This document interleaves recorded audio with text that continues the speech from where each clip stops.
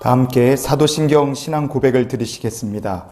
전능하사 천지를 만드신 하나님 아버지를 내가 믿사오며 그 외아들 우리 주 예수 그리스도를 믿사오니 이는 성령으로 잉태하사 동정녀 마리아에게 나시고 본디오 빌라도에게 고난을 받으사 십자가에 못 박혀 죽으시고 장사한 지 사흘 만에 죽은 자 가운데서 다시 살아나시며 하늘에 오르사 전능하신 하나님 우편에 앉아 계시다가 저리로서 산 자와 죽은 자를 심판하러 오시리라. 성령을 믿사오며 거룩한 공회와 성도가 서로 교통하는 것과 죄를 사하여 주시는 것과 몸이 다시 사는 것과 영원히 사는 것을 믿사옵나이다. 아멘. 하나님의 말씀을 봉독합니다. 그 땅이 그들이 동거하기에 넉넉하지 못하였으니 이는 그들의 소유가 많아서 동거할 수 없었음이니라. 그러므로 아브라함의 가축의 목자와 롯의 가축의 목자가 서로 다투고 또 가나안 사람과 브리스 사람도 그 땅에 거주하였는지라. 아브라함이 롯에게 이르되 우리는 한 친족이라 나나 너나 내 목자나 내 목자나 서로 다투게 하지 말자. 내 앞에 온 땅이 있지 아니하냐. 나를 떠나가라. 내가 좌하면 나는 우하고 내가 우하면 나는 좌하리라. 이에 롯이 눈을 들어 요단 지역을 바라본즉 소알까지 온 땅의 물이 넉넉하니 여호와께서 소돔과 고모라를 멸하시기 전이었으므로 여호와의 동산 같고 애굽 땅과 같았더라. 그러므로 롯이 요단 온 지역을 택하고 동으로 옮기니 그들이 서로 떠난지라. 아브라함은 가나안 땅에 거주하였고 롯은 그 지역의 도시들에 머무르며 그 장막을 옮겨 소돔까지 이르렀더라. 소돔 사람은 여호와 앞에 악하며 큰 죄인이었더라. 아멘. 할렐루야. 주님의 이름으로 여러분들을 환영합니다. 오늘도 예배를 드리시는 그곳에서 하나님의 은혜가 임재하시는 거룩한 예배가 되실 수 있기를 주의 이름으로 축복을 드립니다. 지난 한 주간 우리 사회를 놀라게 하고 슬프게 만든 사건이 있었죠. 여러분 정말 안타깝습니다. 왜 안타까운 선택을 했을까 참 아쉽기도 하고, 그리고 그 남겨진 가족들의 영혼을 주님께서 위로해 주시기를 바랍니다. 우리 인생에는 언젠가 마지막 때가 옵니다. 마지막 때가 오기 전에 우리 인생을 살면서 인생에서 축복의 길을 혹은 파멸의 길을 우리가 선택하고 걸어가야 될 때가 있죠. 선택에 따라서 축복의 길이 될 수도 있고 파멸의 길이 될 수도 있습니다. 그래서 오늘 말씀을 같이 묵상하면서 우리 인생을 살면서 늘 찾아오는 축복과 파멸의 길에서 축복의 길을 선택하고 생명의 길을 선택하는 방법이 무엇일까 같이 한번 말씀을 나누는 귀한 시간이 되기를 원합니다. 가인이 동생 아벨을 향해 마음이 좋지 못했어요. 그때 하나님께서 나타나셔서 가인에게 이렇게 말씀하셨습니다. 창세기 4장 7절을 보면 내가 선을 행하면 어찌 낯을 들지 못하겠느냐.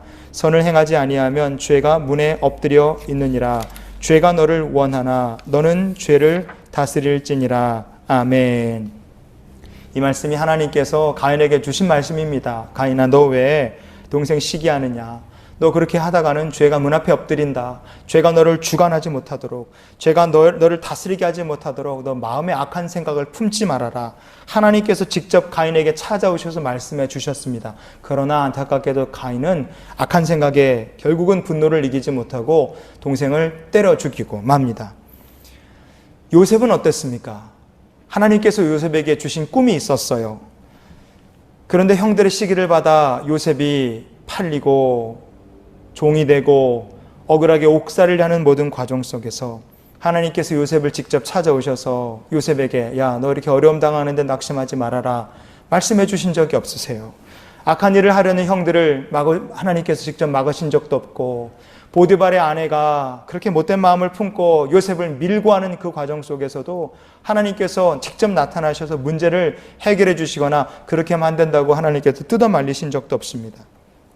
하나님께서 한 번 더 요셉을 직접 찾아와서 가인을 찾아오신 것처럼 말씀해 주지 않으셨지만, 그러나 요셉은 어떻게 했습니까? 끝까지 하나님께서 주신 꿈을 붙들고 약속을 붙들고 그는 믿음의 길을 걸어갔습니다. 그래서 요셉은 축복의 길에 들어섰고 가인은 파멸의 길을 그가 들어서게 된 겁니다. 요셉과 가인의 차이 어디에 있을까요? 이 두 사람의 차이는 무엇입니까? 하나님께서 내 눈앞에 직접 나타나시고 내게 말씀을 해주시느냐 안 해주시느냐, 그것이 중요한 것이 아닙니다. 여러분, 우리의 인생 우리가 축복과 저주의 갈림길에 설 때마다 하나님께서 인도해 주시는 인도하심을 받는 것이 더 중요하다는 것을 기억하는 우리 모두가 될 수 있기를 원합니다. 그래서 성령의 인도하심을 그 갈림길에 선 순간에 받아야 되는 거예요. 그러면 그 갈림길에 선 순간에 성령의 인도하심을 받기 위해서 우리에게 필요한 것이 무엇이겠습니까? 어떻게 해야 축복과 파멸의 길에서 우리가 축복의 길을 선택하고 갈 수 있을까? 그 비결 첫 번째로 하나님께 시선을 고정하며 살아야 축복의 길을 택할 수 있는 줄 믿습니다. 하나님께 시선을 고정하는 거예요. 창세기 13장은 어떤 사건의 연속입니까? 아브라함이 가나안 땅에 찾아온 기근을 피해서 애굽에 내려갔었어요. 거기서 아내 사레를 애굽 왕 바로에게 빼앗길 뻔했습니다. 근데 하나님께서 그냥 계시지 않고 이렇게 역사하셨어요. 창세기 12장 17절을 보면 여호와께서 아브라함의 아내 사레의 일로 바로와 그 집에 큰 재앙을 내리신지라. 아멘. 하나님 앞에서는 애굽 왕 바로도 아무것도 아니구나. 아브라함은 하나님이 어떤 분이신지를 애굽 땅에서 철저하게 깨닫고 다시 돌아왔습니다. 애굽에서 돌아올 때는 아브라함의 시선이 온전히 하나님께만 완전히 고정되어 있었어요. 네겝으로 가든 베델로 가든 헤브론으로 가든 어디로 가든 아브라함은 하나님께 시선을 떼지 않았습니다. 그래서 점점 더 가나안 땅 깊은 곳으로 하나님을 따라서 믿음의 여정을 아브라함은 계속 갈 수 있었습니다. 그런데 롯은 어째서 소알 땅의 유혹을 피하지 못했습니까? 그에게 가축이 많았어요. 그러니 그 과정에서 삼천의 종들과 자기의 종들이 서로 싸우는 거죠. 다툼이 일어났습니다. 이 가축이 많았죠. 다툼이 일어났죠. 그러니 롯의 시선이 자연히 어디로 가느냐? 이 분란에 가고 가축에 가고 좋은 땅에 롯의 시선이 이렇게 분산되고 하나님 바라보지 못한 겁니다. 그 결과 롯은요, 땅만 생각하게 됐어요.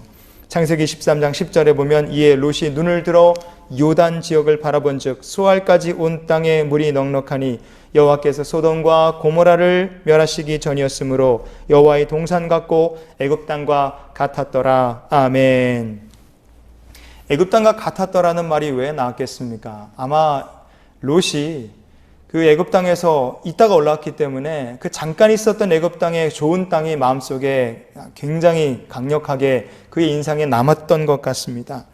아브라함은 애굽의 좋은 땅도 뒤로하고 하나님께만 시선을 고정하고 사는데 롯의 생각은 땅에 꽂혀 있고 세상에 그의 시선이 고정되어 있었습니다. 그래서 롯은 결과적으로 소알 땅의 유혹을 분별하지 못하게 된 것입니다. 여러분의 시선이 하나님께 늘 고정되어 세상의 유혹과 시험을 분별할 수 있는 인도하심 받는 귀한 성도들이 되실 수 있기를 바랍니다.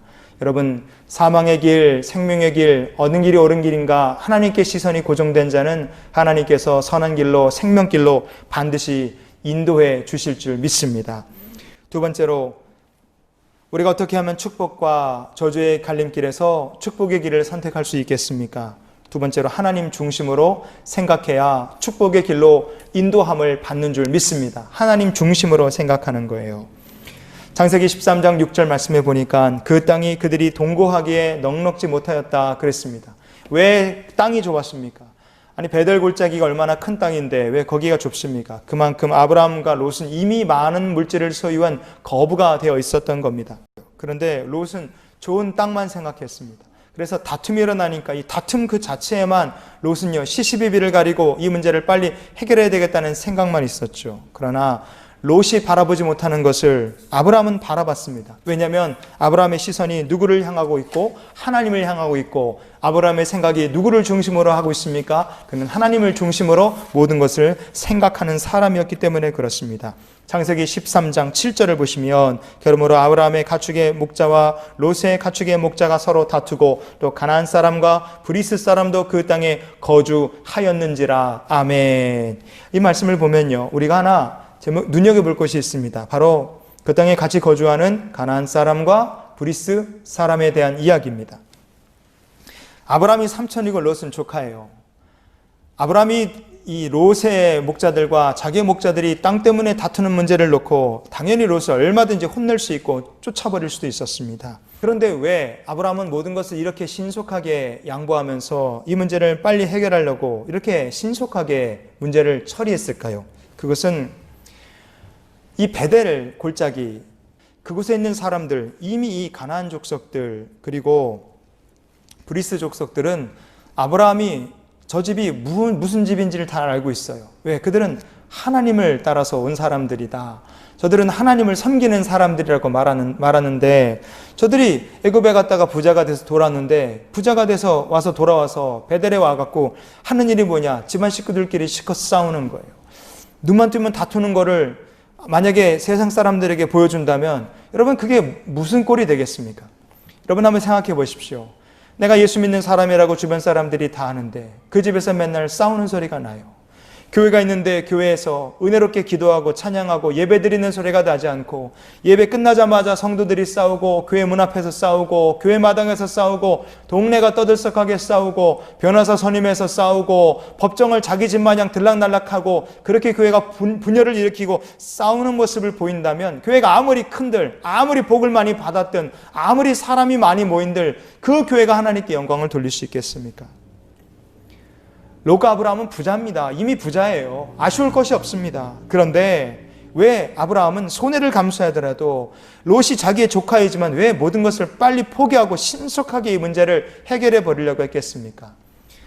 아브라함의 시선이 하나님께 고정되어 있고 그의 생각이 하나님 중심으로 생각하기 때문에, 우리가 이렇게 싸우는 것은 이 가나안 사람과 브리스 사람 앞에서 하나님의 이름을 망령되이 행하는 일이겠구나. 아브라함은 그렇게 생각한 겁니다.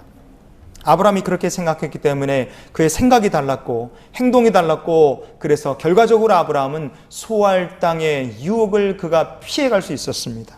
여러분, 우리가 하나님을 중심으로 생각하는 성도가 되시기를 바랍니다. 우리가 먹든지 마시든지 무엇을 하든지 하나님의 영광을 위해서 해야 되고요. 여러분, 말하는 것도 회사든 사회에서든 사업을 하든 학교든 교회에서든 우리가 다툼이 있으면 시시비비를 가리고 이기는 것이 중요하죠. 그러나 이기는 것보다 더 중요한 것은 하나님의 이름이 나 때문에 망령되이 일컬음 받거나 우리 교회 때문에, 우리 가정 때문에 하나님의 이름이 망령되이 일컬음 받지 않도록 늘 하나님 중심으로 생각하시는 믿음의 성도들이 되시기를 바랍니다. 그러면 반드시 하나님께서 아브라함을 축복의 길로 인도하신 것처럼 저와 여러분을 축복의 길로 인도해 주실 줄 믿습니다. 좀 손해보는 것 같고, 내가 지는 것 같고, 내가 억울한 것 같고, 내가 바보 천치가 되는 것 같아도 여러분, 하나님 중심으로 생각하시는 성도들이 되시기를 바랍니다. 하나님께서 반드시 마지막에 가서 그 길이 생명의 길이었다는 것을 우리에게 복으로 증명해 주실 줄 믿습니다. 마지막으로 우리가 어떻게 해야 축복과 이 저주의 길에서 축복의 길을 선택할 수 있을까요? 그 마지막은 끝까지 하나님을 따르는 자에게 축복의 길을 하나님께서 열어주신다는 점입니다. 아브라함은 롯에게 이렇게 말했어요. 13장 9절에 보니까 내 앞에 온 땅이 있지 아니하냐, 나를 떠나가라. 내가 좌하면 나는 우하고 내가 우하면 나는 좌하리라. 아멘. 내 앞에 온 땅이 있지 않냐, 나를 떠나가라. 이 말만 들으면 아브라함이 하는 말이 언뜻 보기에는, 야 롯아, 이제 그만 헤어지자, 이제 같이 못 살겠다, 빨리 이제 끝내자, 이렇게 그냥 롯에게 떠나가라는 말처럼 들립니다. 그런데 가만히 보면 아브라함이 이렇게 말하죠. 첫 시작이 내 앞에 온 땅이 있다는 거예요. 내 앞에. 이게 중요합니다. 아브라함은 지금 시선을 하나님께 고정하고 있고 생각을 하나님 중심으로 하고 있습니다. 그래서 아브라함이 바라보고 가야 될 땅은 가나안 땅입니다. 그 인생의 방향이 애굽에서 네게브로, 네게브에서 베델로, 베델에서 헤브론을 지나 저 가나안 땅 안쪽으로 아브라함은 가나안 땅을 바라보고 있는 거예요. 그래서 롯에게 얘기합니다. 너의 앞에, 즉 우리가 가야 될 약속의 땅, 가나안, 하나님께서 주신 이 땅에 너 앞에 땅이 많지 않냐? 너가 떠나가라. 너가 오른쪽을 구하면 내가 왼쪽, 네가 왼쪽 택하면 나는 오른쪽으로 갈게. 이 말은 뭐겠습니까?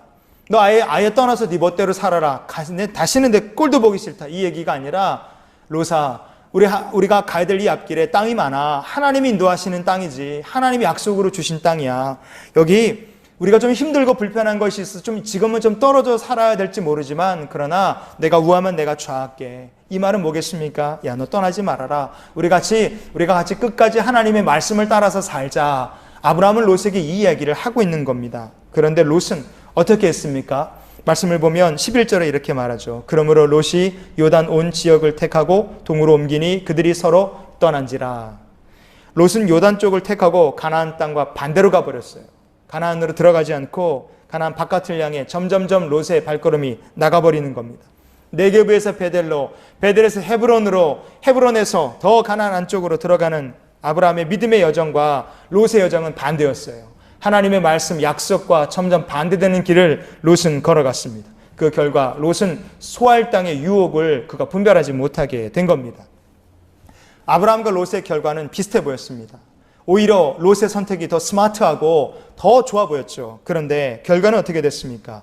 롯은 가나안 땅에 일어난 전쟁의 포로가 돼서 거의 죽다 살았고 모든 것을 잃을 뻔했습니다.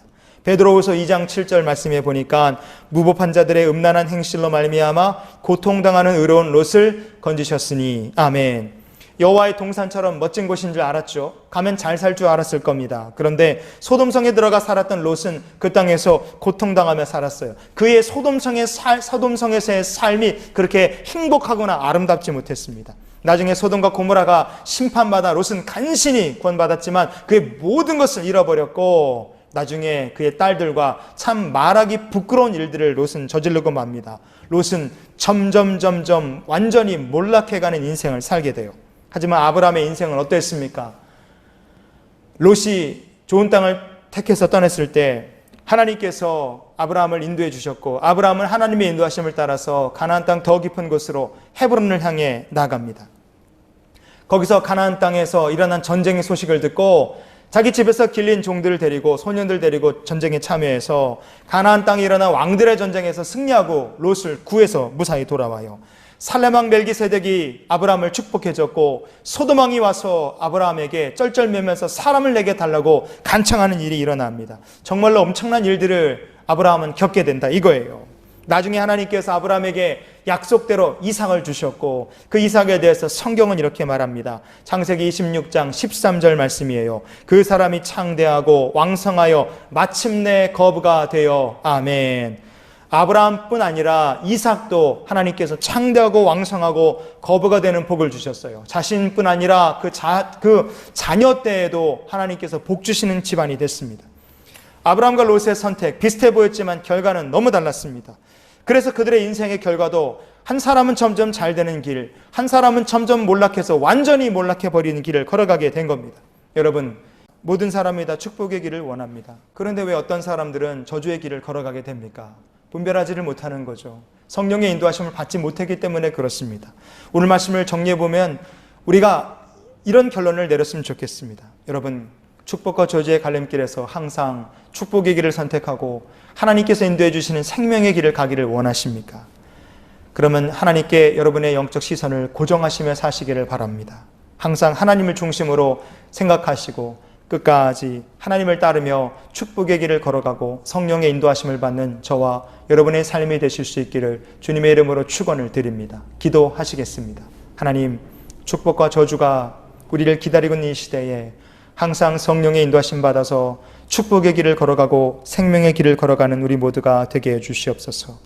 하나님께 항상 영적 시선을 고정하게 해주시고 우리의 생각이 하나님 중심으로 살게 해주시며 끝까지 하나님의 말씀을 붙들고 하나님을 따르는 믿음의 성도들, 신앙의 여정을 이어가는 우리 모두가 될 수 있도록 주님 우리를 이번 한 주간도 도와주시옵소서. 그리고 오늘 예물을 구별하여 주님께 드린 모든 성도들의 경영하는 모든 일들과 직장생활과 가정을 주님 축복해 주시며 믿음의 가정들마다 시선을 주님께 고정하고 하나님 중심으로 생각하는 성도들이 되게 해주시며 끝까지 어떤 고난과 어려움이 있어도 하나님을 따른 우리의 믿음의 여정이 되고 그 길에 주님께서 복을 주시고 놀랍게 역사해 주시는 믿음의 간증자들이 되게 하여 주시옵소서. 이제는 우리를 사랑하신 우리 구주 예수 그리스도의 크신 은혜와 하나님 아버지의 크고 놀라우신 사랑과 성령님이 함께 동행하시며 내주 교통 역사 충만케 하신 은혜가 이제 세상 향하여 나아가는 주님의 귀한 백성들 내딛는 걸음걸음마다 하나님께서 아브라함의 발걸음을 생명의 길로 하나님 축복의 길로 언제나 인도해 주셨듯이 주님의 인도하심 받아서 생명과 축복의 길로 날마다 나아가는 주님의 거룩한 백성들 되기를 성부 성자 성령의 이름으로 축원하옵나이다. 아멘.